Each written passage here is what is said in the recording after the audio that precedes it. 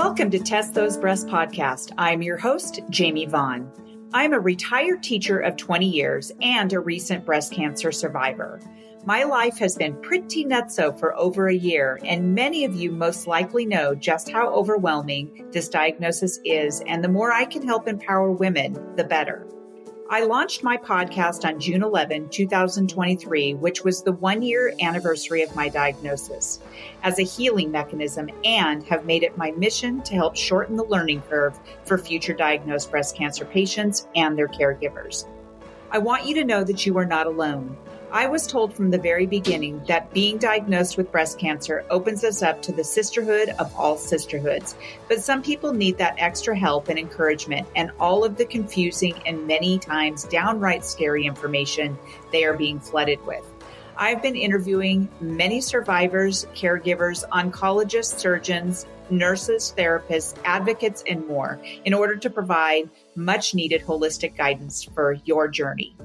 Breast cancer is such an epidemic, so the more empowered we are, the better. Now let's listen to this next episode of Test Those Breasts. Today, I'm honored and thrilled to have Dr. Elisabeth Potter on my show. Board certified by the American Board of Plastic Surgery, Dr. Potter completed her undergrad studies at Princeton University with a focus in molecular biology. She received her medical degree from the Emory University School of Medicine in Atlanta, Georgia. Following a plastic surgery integrated residency at the University of Texas Southwestern Medical Center in Dallas, she completed a reconstructive plastic surgery and microsurgery fellowship with MD Anderson in Houston, Texas. Dr. Potter specializes in natural breast reconstruction and has performed over 1,000 DIEP flap surgeries using patients' natural fat and tissue. Dr. Potter formerly worked in the private sector as a regulatory analyst of FDA law. She possesses a uniquely informed view regarding the safety and efficacy of breast implants. Because of her expertise in natural breast reconstruction, she continues to monitor the recent research developments regarding the increase in BIA-ALCL diagnosed patient cases. In addition to traditional breast implants, Dr. Potter provides patients with safe, effective, natural breast reconstruction alternatives. A champion for animals, Dr. Potter has rescued numerous dogs over the past few years. In her spare time, you'll find her doting on her current pack of 6 in Austin, Texas.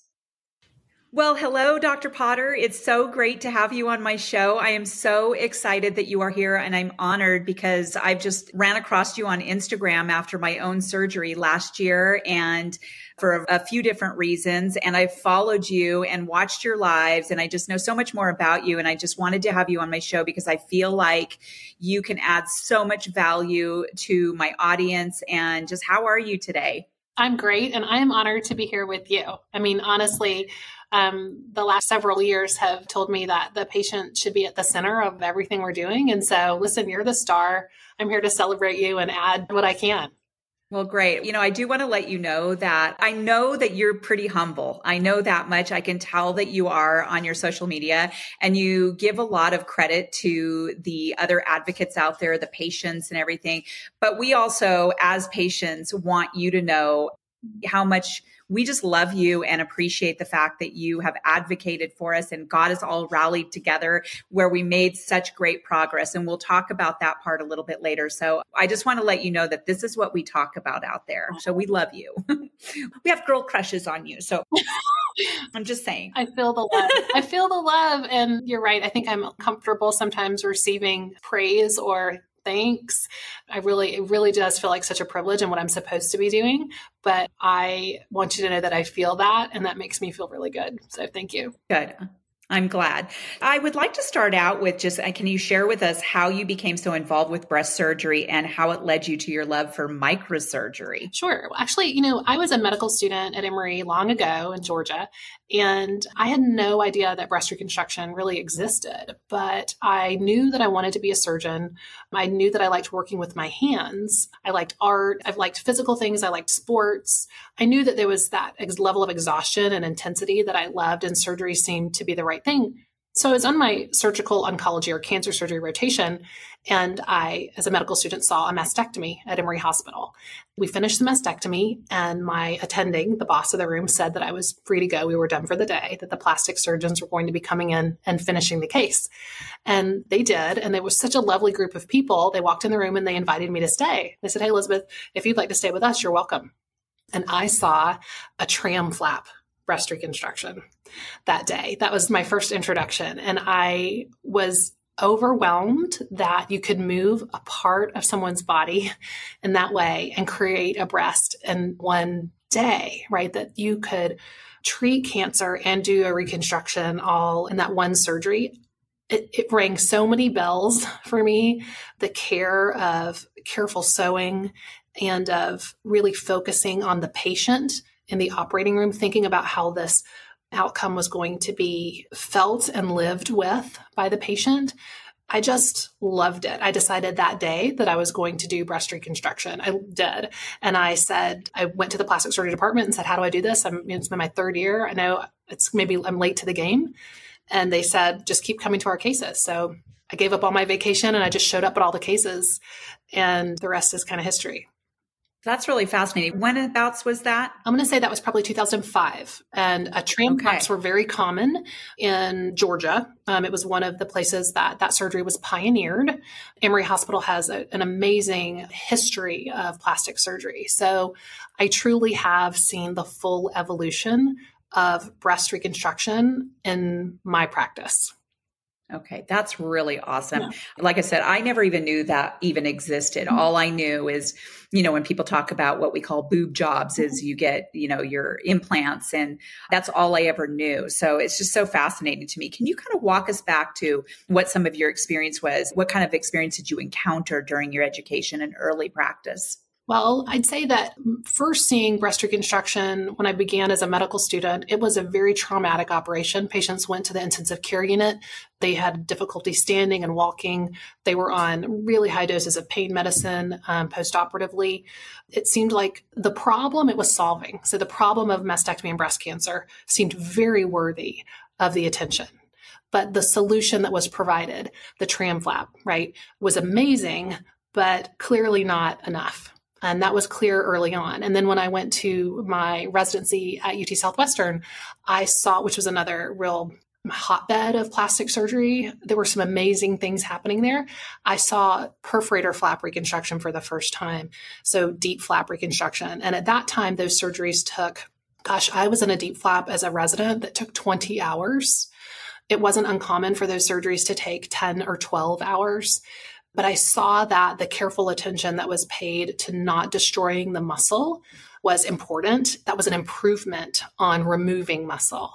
So I'd say that during my residency, I saw, some efficiencies achieved, and I was able to be around people who did some breast reconstruction and people who were really experts in DIEP flap surgery. And I learned then that to do this well, you need to do it all the time. The difference in those who did it every once in a while, a couple times a month, they might have a 14, 15-hour case.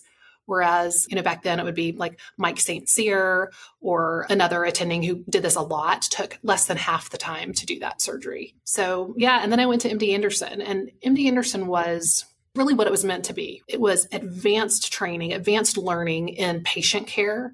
There weren't that many surgeons at MD Anderson doing DIEP flaps at that time. David Chang was one. He's now at the University of Chicago, an amazing human and mentor and surgeon. Roman Skoracki, who's now at Ohio State, was there. They taught me a lot about the finesse of doing those types of surgery. But still, I saw muscle being taken or injured. I saw really long recovery processes for patients, very extended stays, 5-6 days in the hospital. When I started my own practice, I set my mind on refining that even further. How good can I get at this? And my measure of success was the patient's experience and outcome. So what things that I can do will affect the patient's outcome the most? What I found was my efficiency in the OR had the biggest impact. Taking a surgery from 8 hours to 4 was transformative, and learning just to be very directed in my dissection and my operating, go right for the blood vessel and don't touch anything else, leaving as little trace of having been there as possible. And now I see my patients, today in clinic who had surgery, deep flap surgery this week. One of them, her surgery was 3 hours and 11 minutes for bilateral deeps. Wow. And she's standing up straight today. That's this week. She came to me from Alabama. Wow. Yeah. So I see the evolution of when I've poured myself into becoming excellent with the bar, the standard being set at the patient experience.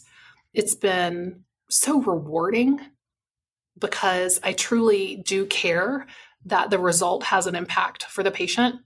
And it's also been the rate of success and the rate of change has been like invigorating. There's still things I can improve. And as a team, we talk about that every week. It's amazing. And those are some of the questions that if somebody is considering to do deep flap, those are some of the questions they want to ask their surgeons. They want to ask them, how many deep flap surgeries have you done? And we know that you've done well over 1,000. Is that right? 2 at this point. Yeah. Okay. Yeah. I don't know. It's a lot. It's a lot, right? And so you have really been working towards perfecting that craft. And that is so important. And for people not just to go to just any plastic surgeon who says, oh yeah, we have it on our menu. We can do that. Just a little kind of backstory for me is that I was going down the mastectomy and implant road here where I live. And for whatever reason, I call it kismet. I had about 3 different friends of mine, totally separate friends of mine, who reached out to me. One was back in the summer when I had just been diagnosed and I really didn't pay any attention to it because I wasn't in that space yet. And then fast forward to after my chemo and it was time to talk about breast surgery. I had 2 other friends, completely different friends who had gone and gotten this thing called deep flap where they take the tissue. And I'm like, there's something to this. I didn't realize there was even such a thing. I had no idea. I need to look into this. And that's how I got on the road of actually really looking into it. I didn't have a long period of time to think about it because they needed to get that cancer out of there. But what I did find is that they don't have anyone here in our area that specializes in that. And I had the wherewithal to make sure that I went somewhere that was very, very well known and they had the top of the line surgeons in there. This is before I even knew who you were. Oh, no. And so, yeah, I was just like blown away. And Dr. Capling is my surgeon and he just did such an amazing job. I just absolutely love him. And he's going to be doing my second phase. But I was just so blown away that there was such a thing that you could do and that there were actually options for women. And having those options is everything to do with that holistic care too, and doing what's right for the woman. And I always say that implants for some women is fine. That's what they want and it's great for them. But I love the fact that there are options. So I'm so glad that you're out there. So what happened? How did you end up getting into a solo practice? What happened? How did that happen? That's funny. The universe. I think I loved being an MD Anderson. Academics is amazing. And I think the service that academic plastic surgery provides to communities and also just to raising up the next generation of surgeons is amazing. But I was raised in rural Georgia and my father was an allergist and internal medicine doctor and his practice was our family business. I think I really wanted to set out on my own and build something. And I've always felt that sense of making my claim, right? And I also felt like I knew even as a resident and as a fellow, that women were traveling from around the country to get great reconstruction. And I needed to go to a community and prove that could be done there. So, I came to Austin, I joined a larger group at first, but honestly, I was really one of the only ones doing breast reconstruction in that practice. And I was covering all my own call, rounding on all my own patients, wonderful people that I was in the group with, craniofacial surgeons and hand surgeons, amazing people that I'm still friends with and still see and consider mentors and colleagues. But I was really doing a private practice in a group because they weren't as comfortable taking care of deep flap patients. So in a really congenial way, I approached the group and said, I really want to do this on my own. They waived my non-compete. I walked out of their door one day, walked across the street into my office that same day. So patients just came across the street. And I still operate with one of the microsurgeons, Steve Henry. Every time I do a deep flap, he and I operate together and he was my partner in that practice. So for me, being in a solo practice felt right. I like to be in control. I like to be able to adjust the dial and see an effect quickly. In a solo practice or a smaller practice, I've been able to do that and be nimble. So I can decide that we are going to see every DIEP flap patient on Friday, and I can make that decision and it happens because we have a small group, and because I'm able to do that, I'm in charge. I think that with a bigger group, those dynamics are different and a little bit slower moving. Everybody's personality is different. And for me, solo practice has been amazing. It has been hard, but the parts that have been hard have made me a better surgeon. I've learned to, dissect out a flap with myself without another surgeon doing that with me. I love my physician assistants and I love my nurse practitioner. I rely heavily on those women. I rely heavily on the nurses and MAs in the practice. This is truly a team effort where every member of the team, and I think there's 14 of us on my team, operate at the top of our capacity and deliver that care from the front desk to the post-op phone call, to the operating room, to the care in clinic. That's awesome. I feel like your patients, given on your Instagram that I follow, you have some testimonials that you have posted on there from your patients. And I feel like they obviously feel that compassion and that care and that teamwork that you provide in your practice. So it's very, very palpable. I can definitely see it in what they say and in their eyes. And so my next question was all about this kind of emotional journey. Breast cancer has proven to be an incredibly emotional journey. And I know it has been for me. I was really, really thrown when I found out I had to have my breast amputated, essentially, right? And people don't really realize that. And I had comments of things like, oh, you get to go have a boob job. And it's like, no, wait a minute. Whoa. That is not, number one, I've never wanted one.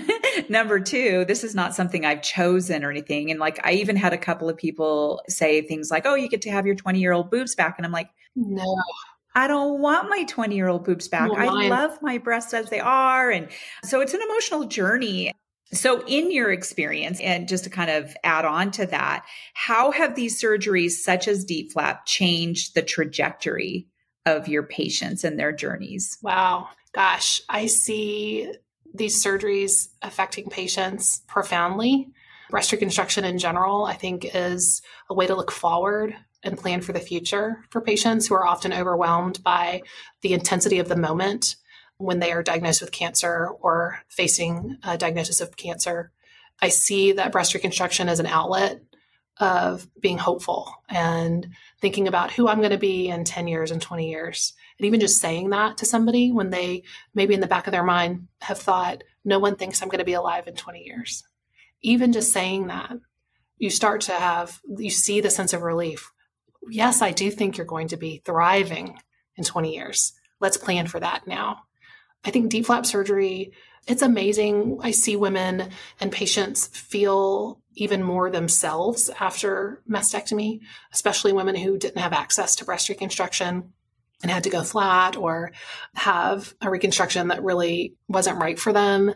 When they get that final result and they feel the warmth and that natural tissue and they feel at home in their skin in a way that they haven't in so long, that is profound. There's so many moments that I have in my life where I feel over and over that I'm in the right place and that I get to witness these beautiful moments of humanity, right? Play a small role in the moment, but witness it. I think that's really sort of what we're all about, deep down anyway, right? As humans, when we can get to a place where we are doing something for someone else, just to do something for someone else and feeling that joy, that is really sort of, to me, the height of humanity. And I feel that in my work. Well, I feel like this is not just a job for you. This is not just surgery to you. You have an empathetic way about you that you really get the joy of seeing women transition into just beautiful, even better than what they were before in their mind and their body and their soul. And that is essentially what has happened to me, because I did not think for 2 seconds that I would ever feel comfortable in my body at all. I thought to myself, my gosh, I'm not going to be able to feel my husband, touch my breast and I've always touched my own breasts anyway. This is who I am. It's just what we do. Right. Right. But I never thought that I would feel good about my body again. And I actually told Dr. Cabling that if I could never have phase 2 for whatever reason, I would feel really good. I do feel really good about what he did in phase 1. And that was very profound to me. And I think he appreciated that. But I do get to do phase 2, which is really nice. And I'm excited about it. But I feel really good in my own skin. And my husband feels that my body looks really good. And I don't mind looking in the mirror. I don't feel bad or anything. So just the mere fact that you are able to be such a huge part of that is just, you are the type of surgeon that people need to go to when they are faced with this kind of thing. So thank you for doing what you do. So I just learned recently that there's such thing as PTSD with breast cancer patients. I actually have gone through it. It was after my surgery, like several months after my surgery. I think it started around late August of this year and through October. There's a lot of things that were revolving around that, like the death of my mom was, 4 years out, and my birthday and breast cancer awareness month and all the things, right? So PTSD among breast cancer patients, what are your thoughts about that? And you've already touched on it a bit, but how do you provide that holistic care for your patients? Wow. I think that a diagnosis of breast cancer is traumatic in and of itself. It is a trauma. A mastectomy is a trauma. Seeing your body changed completely forever is trauma. And it's important to use that word with patients who've been through trauma. It validates the experience in a way. There's no one way to go through this process. I think for me, saying your feelings are valid, you're experiencing such a difficult thing, and I'm here for that. And just not directing it where I think it should go, but being present and safe and caring. For me, I see patients, have different levels of trauma in their experience. Just yesterday, I saw a patient who is 2 years out from her diagnosis and had mastectomy, radiation, chemotherapy, deep flap reconstruction. To look at her result, it's absolutely beautiful, objectively. And she was crying these very deep tears, right? Red eyes. She said she's just now processing. She was in this zone of getting through to the next thing, meeting the urgent need of a surgery, chemotherapy, radiation, showing up, doing the thing. And then it stopped.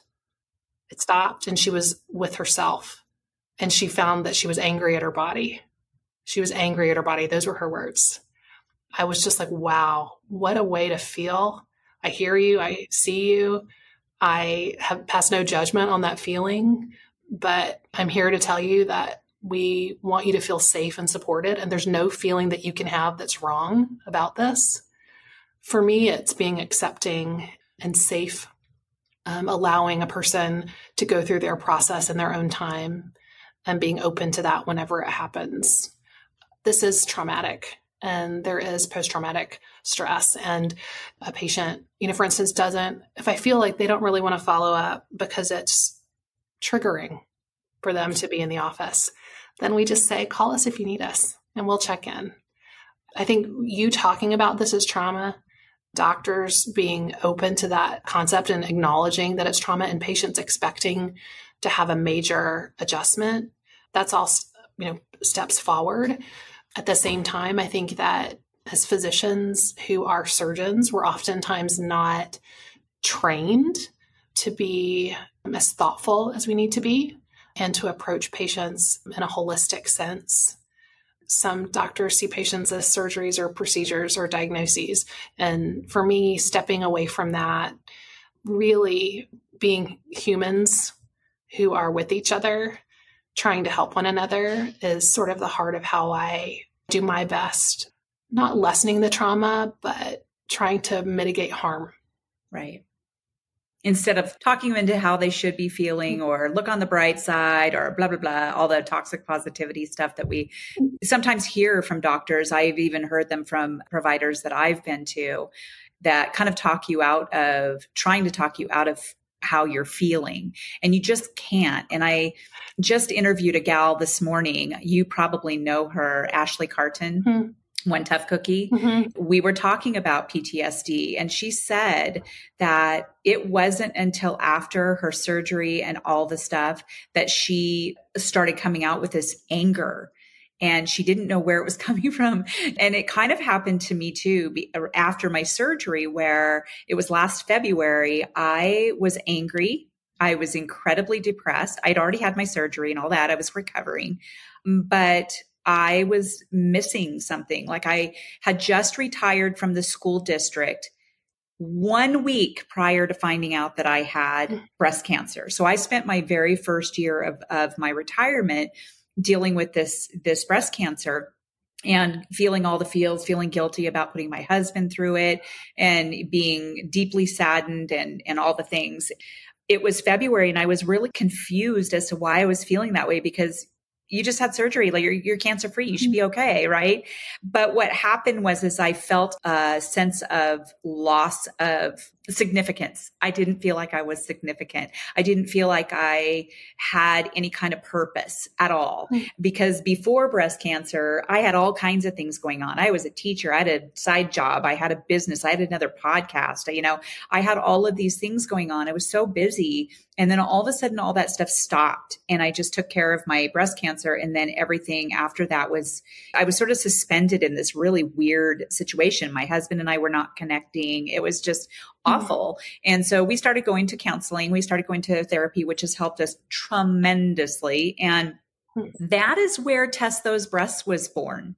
I started thinking to myself, you know what? I feel like I didn't know so many things that I want people to know before they are even diagnosed, because I feel like if you know things like early detection is where it's at, test those breasts, right?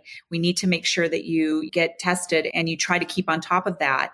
Advocating for yourself, getting a second opinion, speaking up for yourself, right? So my husband named the podcast Test Those Breasts, and I thought, you know what? This is my calling. I have this fire in my belly to help other people.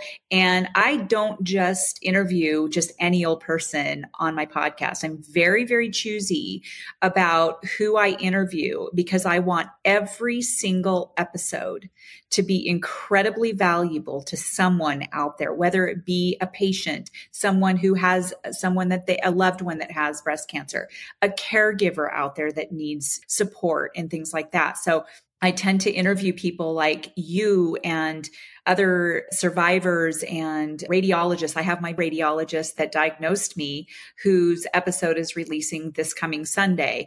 I have interviewed various types of therapists, including my own therapist. And so this is so important to me. That's my fire in the belly from my angle. And I feel like what you do is just so invaluable. And I get goosebumps even thinking about it. So, and I'm really, really being very genuine with you about that. You're amazing. Yeah. Look at you, your purpose. I mean, I'm just amazed at what I'm learning as I'm listening to you, a patient talking about not feeling significant. And I'm thinking, well, what a powerful thing to say out loud. And there's so many patients who feel exactly the same way. I'm sure of it.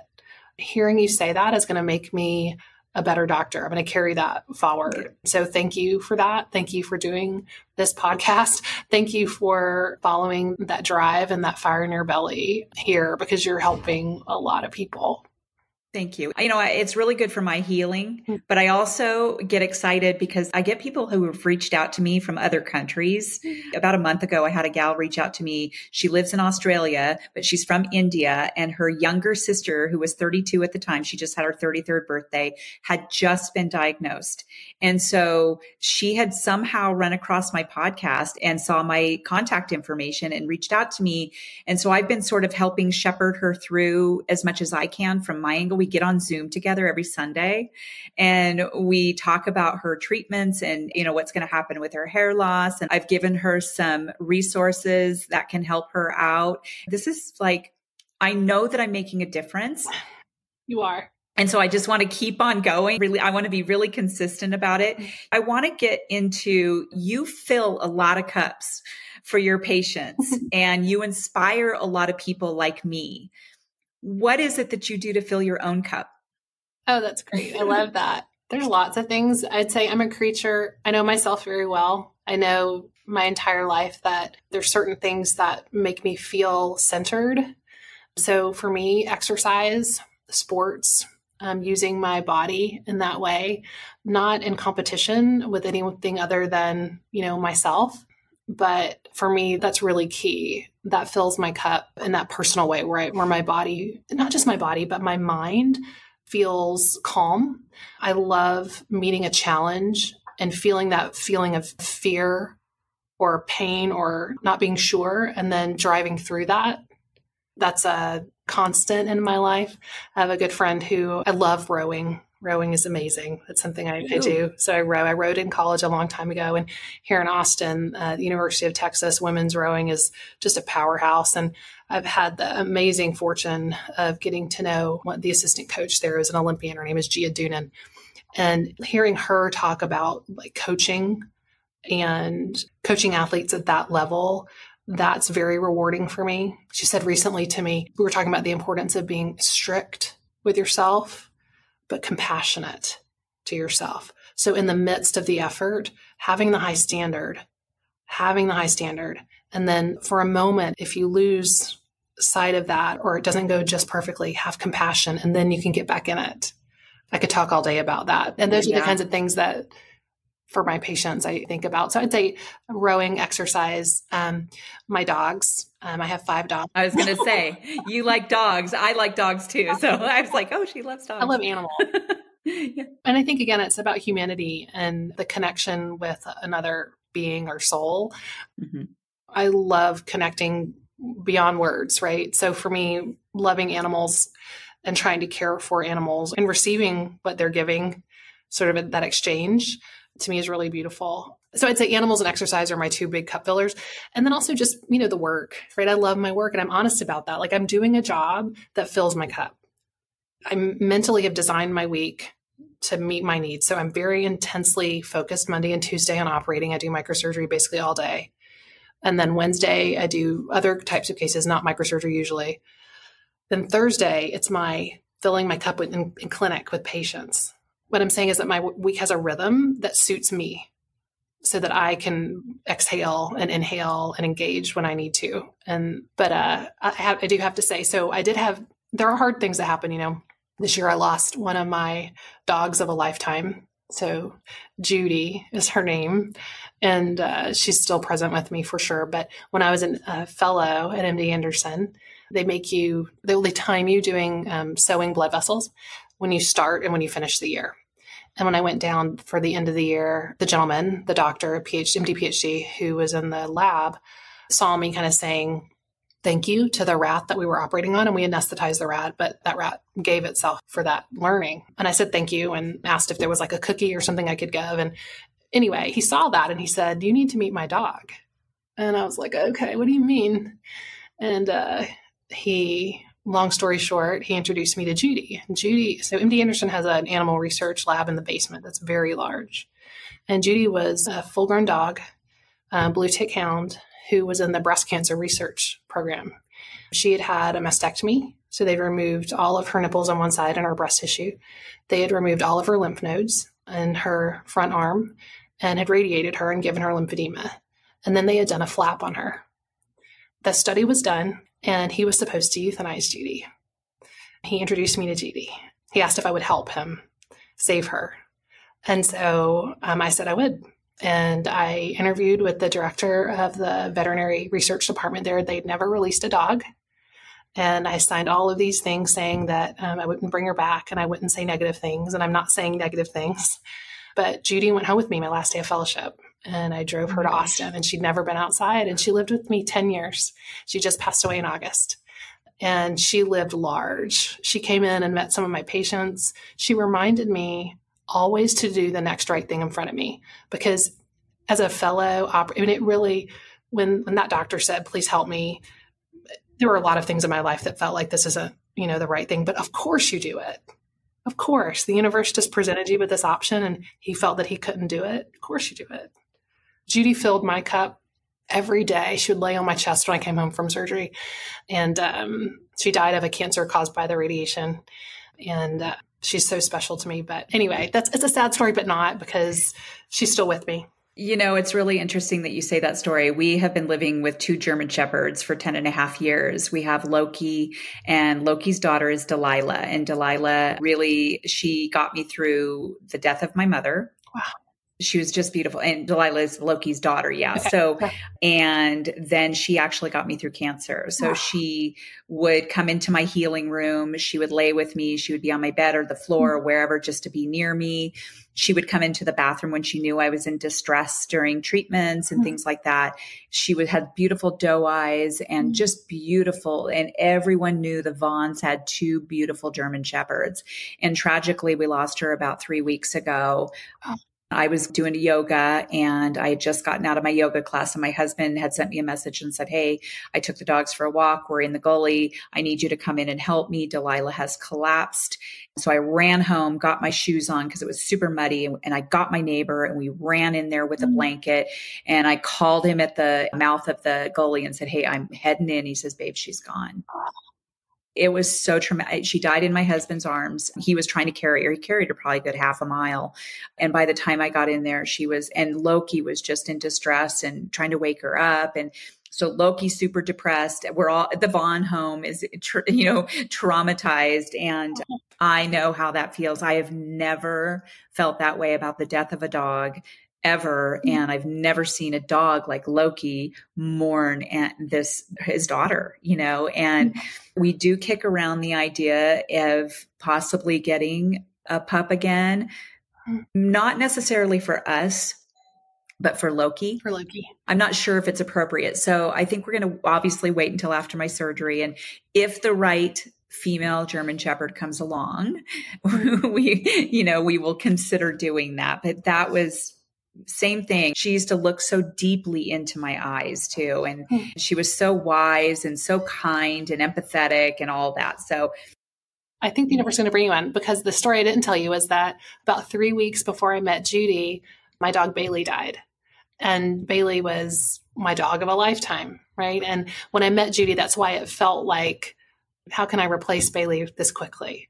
But it was the right thing to do. So we'll keep in touch around this point. I think there may be, the universe may be sending you another dog. Yeah. Well, and I will always keep Delilah alive. We had a little plaque right here. A friend made us up top here. My husband went up there. It says Delilah on it when she was born and when she died. And then we got her ashes and a little paw and things like that. And we take Loki up and walk him every day where it happened and things like that. I want people to follow you on Instagram. You have a wonderful presence on Instagram because you show the real everything. You show the real Dr. Potter. You show how patients react to how you have helped them. And this is really wonderful. What is it that you love so much about this community?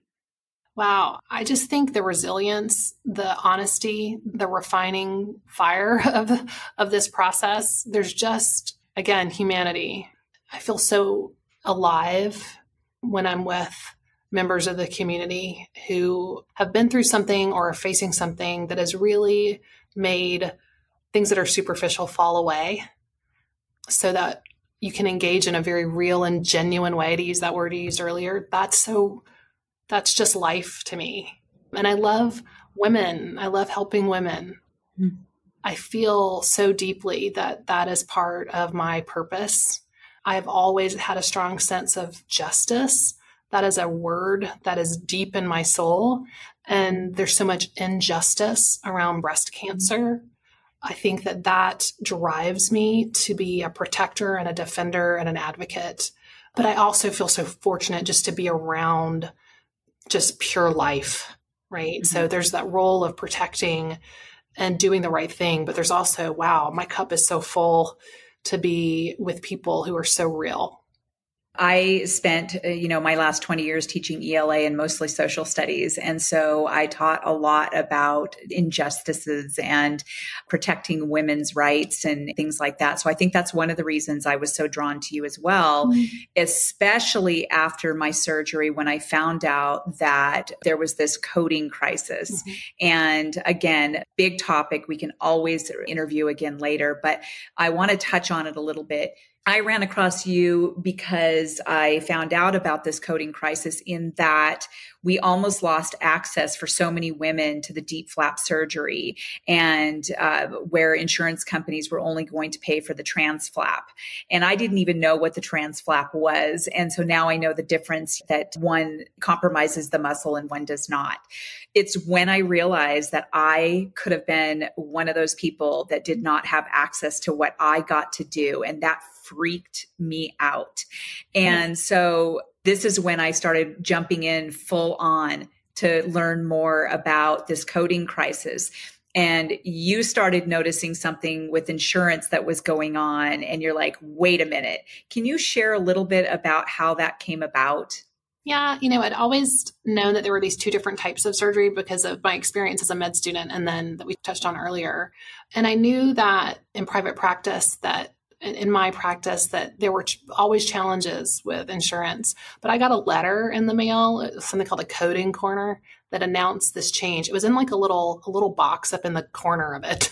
It just said, we've agreed to define breast reconstruction with a free flap as they're all the same, basically. And I just was like, they are not the same for patients. It is not the same, period. And then, of course, the stream of events, we're only going to pay for the lesser thing.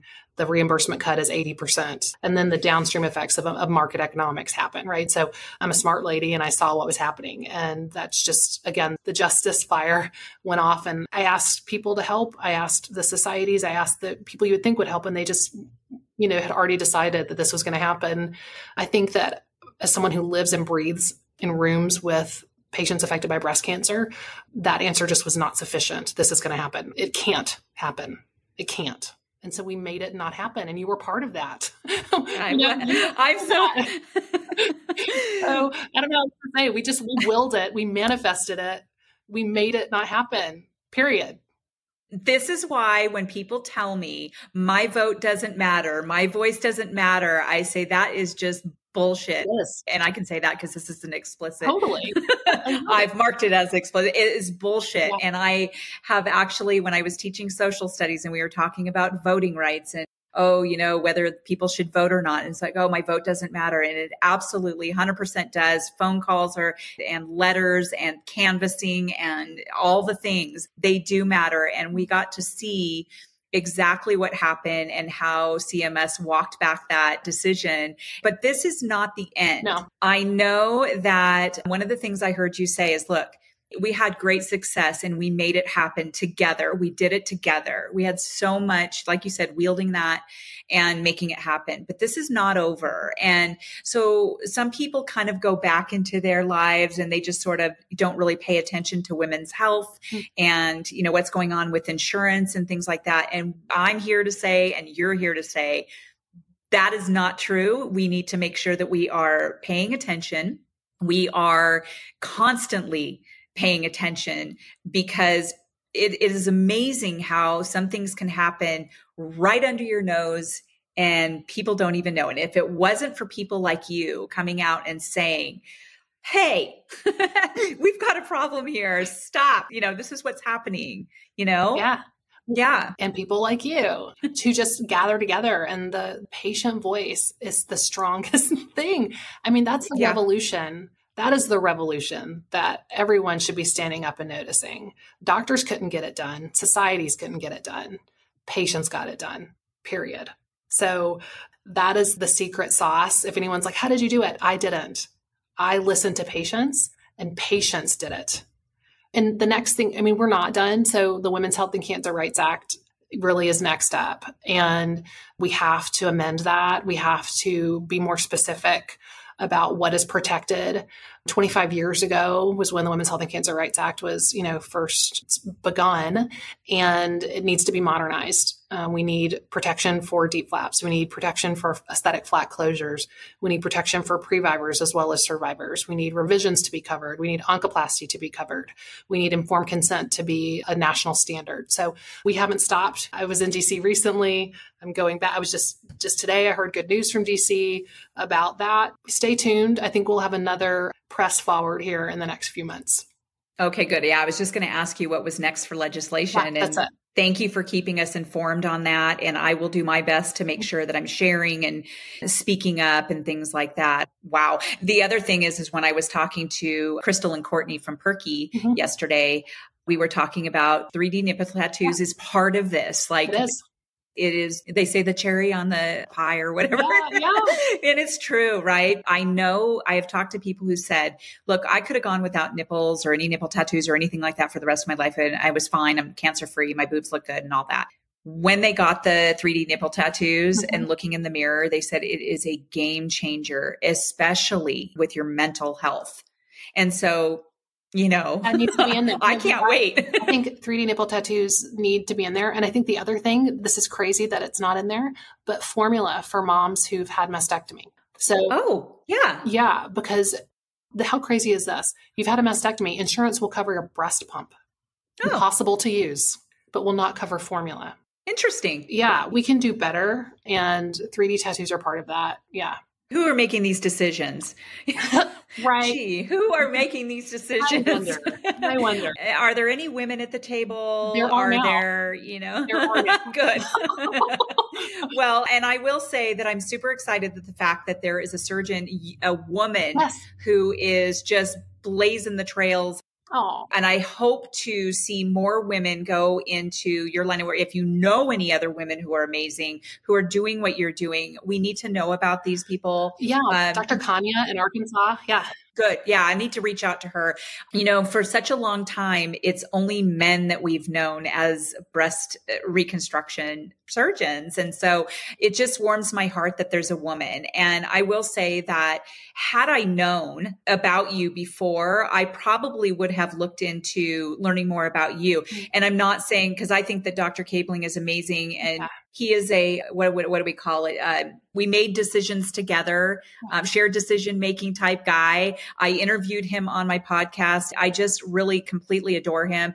He is a man, but he did a great job. I just love the fact that there's you out there and this other surgeon, and we just need to keep getting more and more women. We do. So that's just my 2 cents. Oh, we do. And I think that there are pioneers and men and women who are great surgeons, and we certainly need all of the great doctors who are out there now, including yours. And I think that part of my mission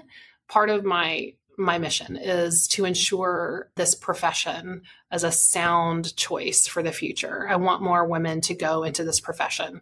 And that's because it's so rewarding. And I've seen it fill my cup and I've seen it change lives, and our patients deserve that. So yeah, that's part of the grander scheme here. God, maybe I can go back to, I'm 56. Can I get into this? Yes. Yes, you can. You should go to UT Austin for medical school and then rotate here with me. Is Perky in Austin as well? I think they are, right? In San Antonio. Oh, okay. I send so many patients to Perky. They did tell me that. They're amazing. And it's not just the quality of their work is fantastic. I mean, it's really amazing, but their care for patients is top notch, and the experience that patients have. And I love the fact that they're not just a business. They are also involved in advocacy and have been pressing with, this effort to restore the codes. And they can't say enough good things about them. I got that vibe immediately. I absolutely adore them. And they have a hard time on Instagram being flagged for showing nipples results and things like that. Yeah. And it's ridiculous. Agreed. So last question. What big piece of advice can you leave with our audience about maybe like advice to people who have just been diagnosed or have yet to be diagnosed? I'd say the advice is a little different for the ones who are just diagnosed. So I would say my advice is keep asking questions until you feel comfortable with the answers. When you're talking about reconstruction, don't take advice from someone who doesn't perform the surgery they're advising you on. They can give you general information, but if you really want to learn about nipple-sparing mastectomies, go to a breast surgeon who performs them. If you really want to learn about deep flap reconstruction, get on a telehealth conference. There's so many of us, or at least I know I'll do it. I know there's lots of folks around the country who will do a telehealth just to talk about options. I really can't stress enough that you are only going to be told about the surgeries that the surgeon in front of you wants to perform.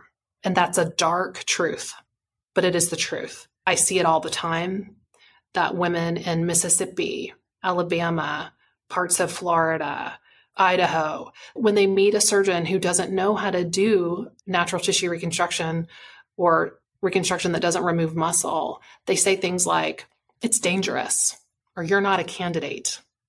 Just don't accept that. Keep looking. So that's what I would say to the person who's really in the thick of trying to find the right person to do your reconstruction. Take advice from someone who likes doing the surgery they're talking about, who's good at it.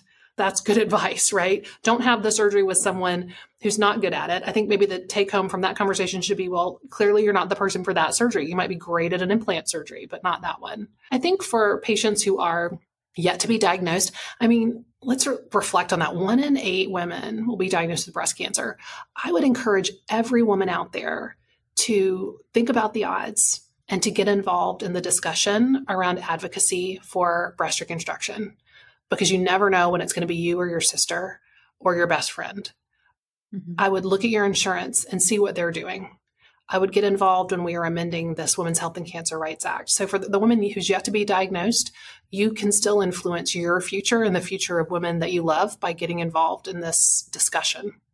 Thank you for saying that, because I can't tell you how many people I knew who had breast cancer and how much I did not know. And I knew a lot. Again, like I said, I knew a lot because I knew what they had gone through, but I didn't know enough. And that is just such a huge mission for me.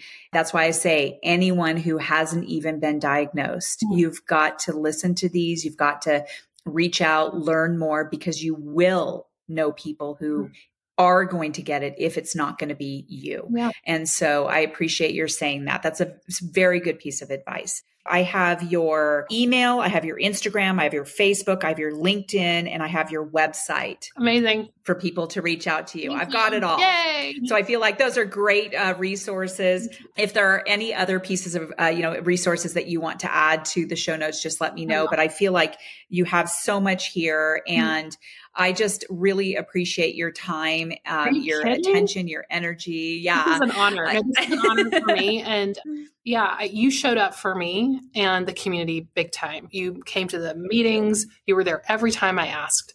You encouraged me when there weren't a lot of people out there encouraging me. You'll never know how much you affected that fight. So I am grateful to you, and I'm here when you call.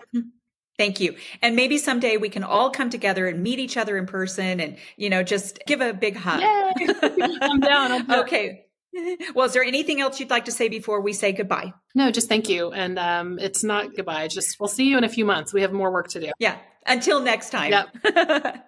All right, Dr. Potter. Well, thank you very much. And I hope your holidays are amazing. And I'm going to keep everybody up to date on Instagram and Facebook of how my surgery has gone. Yay. And I do have a few people that I have referred to you, some being that they were told that they were not a candidate. Mm-hmm. So I'm going to ask them to talk to you first. Awesome. So. Thank you. All right. Well, you have a wonderful evening, and we'll see you soon. Okay. Thanks, Jamie. And to my audience, thank you for joining us. And we will see you next time on the next episode of Test Those Breasts. Friends, thank you so much for listening to this episode of Test Those Breasts. I hope you got some great, much needed information that will help you with your journey. As always, I am open for guests to add value to my show, and I'm also open to being a guest on other podcasts where I can add value. So please reach out if you'd like to collaborate. My contact information is in the show notes. I rely on people like you to listen, rate, review, and share this podcast with your loved ones. So please enjoy my trailer and any other episodes. I'd love to hear your thoughts. I'm on Apple, Spotify, and other platforms. I look forward to sharing my next episode of Test Those Breasts.